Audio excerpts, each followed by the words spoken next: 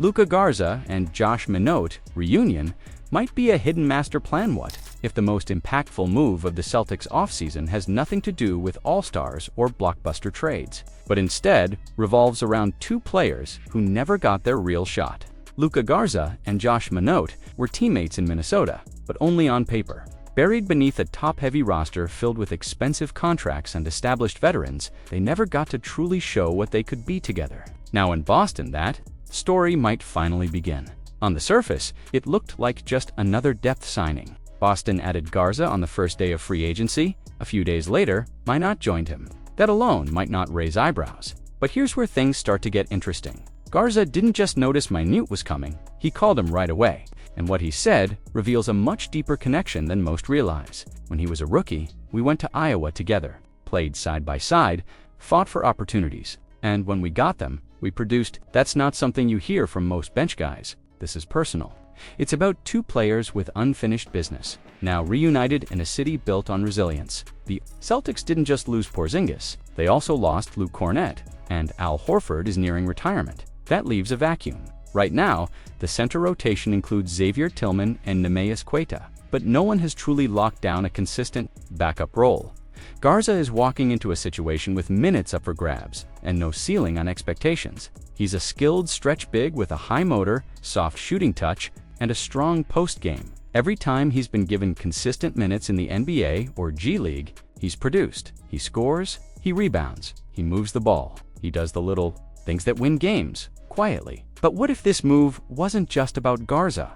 What if Boston brought in Minot because they believe this duo brings something even deeper? Minot is an energy wing, long arms, defensive instincts, explosiveness in transition. In Minnesota, there simply wasn't room for him to grow. But in Boston, he walks into a wide-open competition. With Jason Tatum missing the start of the season, wing minutes will be there for the taking. Georges Niang, Jordan Walsh, and Baylor Shireman will be part of that conversation. But none of them have the kind of floor chemistry Minot already shares with Garza. What if the Celtics never intended to keep Anthony Simons long-term? And what if that's not a problem, but actually a brilliant move, hiding something much deeper?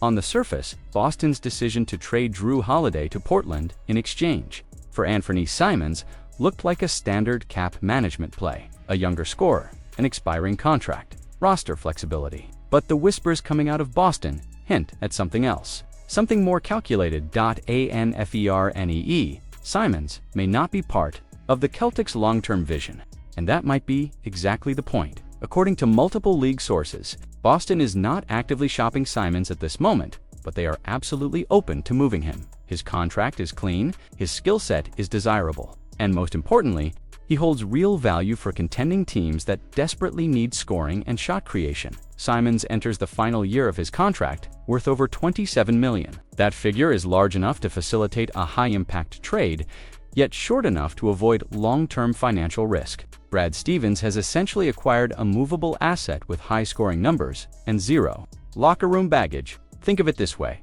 Simons is a 26-year-old guard who just averaged 19.3 points per game while shooting over 36% from three. Those are not numbers you throw away. They are the kind of numbers that attract suitors. What if the Celtics are planning to use Simons as part of a bigger trade before the deadline, not just to move him, but to unlock something larger, a disgruntled star, a veteran big, a future defensive anchor? Simons, combined with the right picks or rotational players, becomes the perfect trade chip.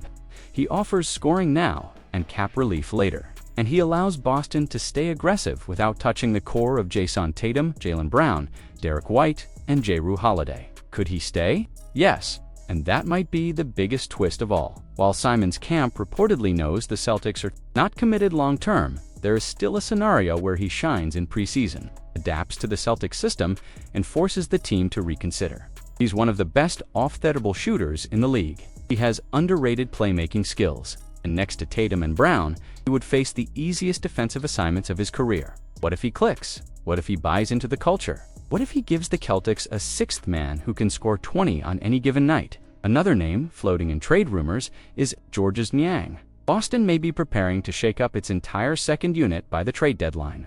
That tells us something crucial. The Celtics are not just satisfied with being great, they are actively working to become scarier. Stevens is not standing still. He is building trade pathways that allow Boston to adapt to any mid-season shift in the league injury, trade demand, a team imploding. Boston will be ready. Is Jaylen Brown about to shock the NBA? Why the Celtics may have just unleashed a new alpha watt if Jaylen Brown was never just a co-star? What if everything that held him back was never about talent, but about timing? And what if that time has finally arrived?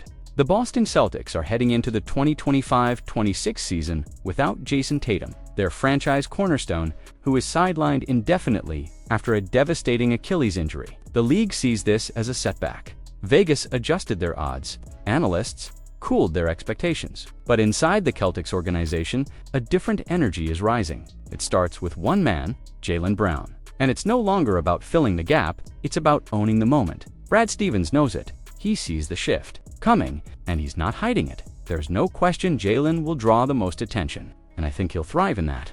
This isn't a motivational quote. This is a signal, a message. Boston is not retreating. They are reloading. And at the center of that plan is a player who has spent nearly a decade sharpening his game in the shadows of a two-star system. Now, for the first time in his career, Jaylen Brown walks into training camp as the undisputed #1 option. He is coming off one of the most efficient seasons of his career.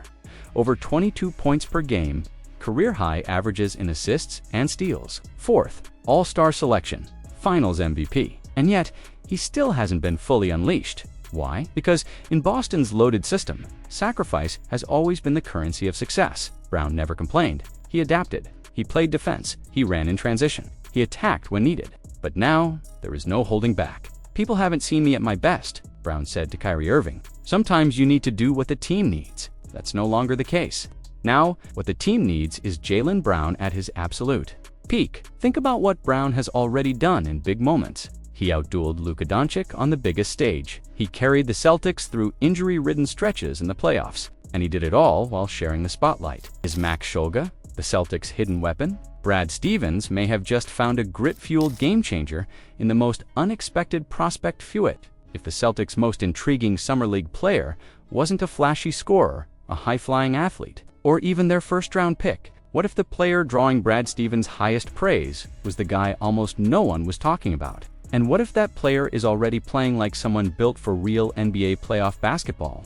Max Shulga, the 57th overall pick in the draft, walked into Summer League with low expectations from the outside. But inside the Celtics organization, something clicked immediately. In his very first game, Shulga didn't just survive. He controlled the tempo. He applied full court pressure. He ran the offense. And he did it all without trying to impress anyone but his own teammates. That is exactly the kind of mindset Boston has quietly been building its championship culture around. The thing I was most impressed with was him handling the pressure, said Brad Stevens. He doesn't get sped up, he just makes the right play. For a rookie, that sounds like poise. But for Stevens, it sounds like potential. Shulga scoring was not the headline. In fact, he didn't even take a shot until the second half. But that might be what made his performance even more impressive. In a setting where every possession is a tryout and every touch is a chance to prove something, Shulga was focused on one thing only.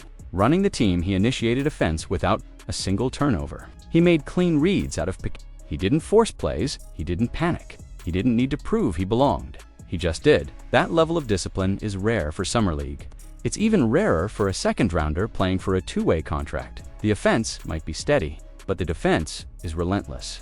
Shulga and Hugo Gonzalez were a nightmare for Memphis's backcourt. They pressed full court, smothered ball handlers, fought through screens, and disrupted rhythm before the shot clock even started ticking. Shulga's defensive pressure didn't just look good on tape, it altered the game. It broke timing. It turned clean possessions into rushed decisions. That's something we saw from him at VCU, said Summer League coach Matt Reynolds. You can tell he gravitates toward pressure, and we're happy to unleash that part of him. Unleash is the right word. This isn't a system role player. This is someone who wants to make the opposing ball handler suffer, and he does it without sacrificing stamina or execution on the other end. Coming out of college, Shulga had a reputation as a catch-and-shoot threat. Smooth stroke, high release, reliable mechanics. But in this debut, he set that part of his game aside. Not because he lacked confidence, but because he understood something bigger.